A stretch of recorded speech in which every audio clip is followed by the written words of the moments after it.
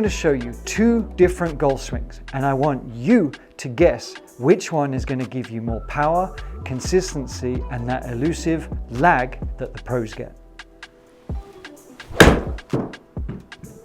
Just a few days ago, I was giving a student a lesson right here actually, and he's been making lots of good progress, but he has a big challenge in that, and I'm sure many of you can relate to this, he overthinks a lot and he tries very hard to produce a good golf swing. One thing we worked on just the other day was what I'm going to show you today. And it's called the reverse lag, I guess. I don't actually know what the technical term might be. I just sort of call it the reverse lag. One of the examples I come up with, who is actually renowned as one of the best ball strikers ever to have played the game, the most consistent ball strikers, I would say, and that's Colin Montgomerie. No, he didn't quite win a major, but he was incredible on the European Tour, had decent success on the PGA Tour, but man, that guy was so consistent. And I'm not saying we have to swing exactly like Colin Montgomerie, okay, like this, all that excessive flow, kind of steep.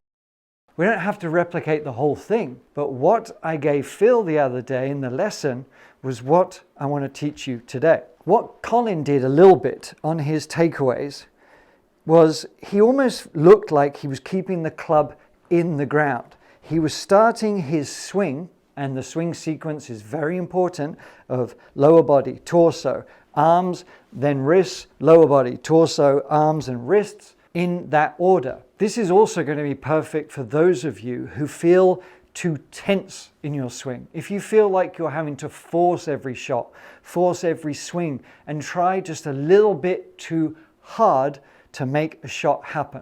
To improve the sequence and to stop getting stuck, we're kind of going to forget about the club head for a minute. We're going to focus our attention on the handle and also what the body and the kinetic chain is going to do. And what we're thinking about is keeping this club head stuck in ice just for a fraction of a second as we're making our swing. I'm going to use my feet, my legs first to start my swing. And I can't move my lower body really without the arms following suit, without the torso following suit. But my sequence is started with the legs.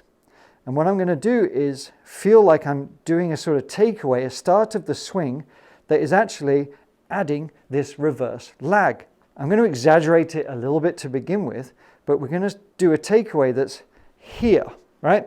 So this handle is dragging back that way. Why?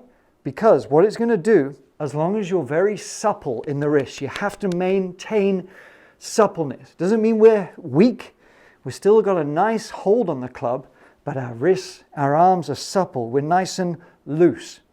Embrace the Colin Montgomerie a little bit here with me, and you're going to do a takeaway. It's staying loose, but as I sort of throw the club back just a little bit, what it's going to do, it's going to feel very heavy and it's lagging behind. This is that reverse lag. Now, as I make my way back to the downswing, using my lower body, my torso, and then my arms, what's actually happening is my wrists are just going to hinge correctly, but I'm not trying to do it. The weight of the club and momentum is hinging that club to sort of set it on the way back to deliver it through a nice impact. Don't try and do this quickly at first.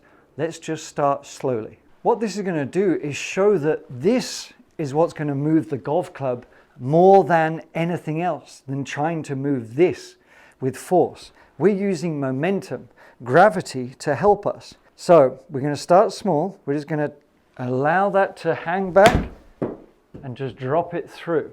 If you struggle with this to begin with, it shows that you're either too tight in the arms and everything, or that you're too tight in the wrists and you're trying to sort of make something happen. We're exaggerating the intention here to show that we can have a lot more flow and freedom. And this is very useful, especially as we get older. So as we start to do this, it's going to feel weird at first, but as we take the club back, it's almost like the the grip of the handle is coming up higher, right?